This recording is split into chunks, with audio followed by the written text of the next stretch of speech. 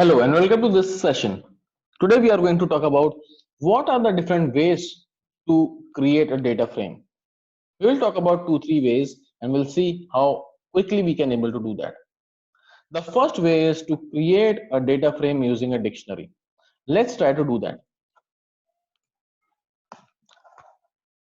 So for that, I just have to write, let's say, data frame name as df pd.dataframe, and here I want to pass a dictionary. For example, let's say I have a curly braces, country name, which is my key, and the values are some values like, let's say, USA, India, China, Germany, and so on. Let's say we are going with 4 values. After that, we have goal scored.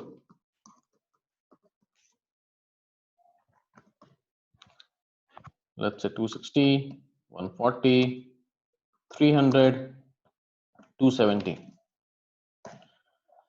And you can see that something happened. Let's try to check df. You can see a data frame is created. Here I have country name, which is the details about the countries we have, and here we have goal scored, which is again coming in. So using a dictionary, we can able to create it. But if you require a larger data frame, then using a dictionary is not a good idea because it requires a lot of typing. You can see that as of now we are just putting 4 values, and it's okay. But if I want more number of columns and rows, then it will be time consuming process. So another way is to create a data frame using random.rand function coming from NumPy package.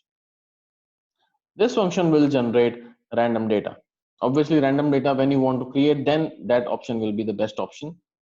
But again, in the future tutorials, we'll see that we can import the data using CSV files and Excel files in databases as well. So that is the best way and the ideal way to do it.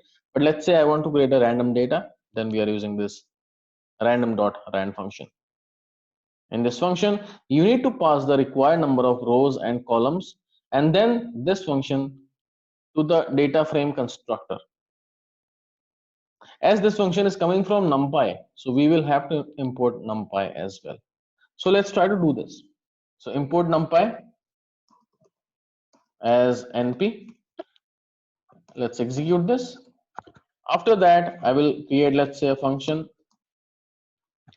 np dot random dot rand 5 comma 4. If I execute this, a function is created. 5 comma 4 means 5 rows and 4 columns. Once that is done, then we have df1. Let's say I'm giving the name as data frame, pd dot data frame bracket fun. And if you check df1, you can see that a data frame is created. It is 5 cross 4 data frame. So that is one of the ways which we can go for. Next, we already created one data frame, which is country name and goal scored. I can use one random function here as well. Let's say I want to create a random score and I want to put the values out here. So for example, we have a data frame and I want a new column, random score is equal to np dot random dot rand int bracket. Let's say I want the values between 0 till 400, and the size what I'm looking for is how many rows I have. 1 2 3 4. So total we have 4 rows. So size is equal to bracket of length of data frame, which will give me total number of rows, and that is what we are looking for, comma I'm looking for only one column. So I want to create a new column, and that column name will be random score. Execute. You can see that a new column is created, random score, and the random values coming in as well. So that is how you can actually able to create a data frames.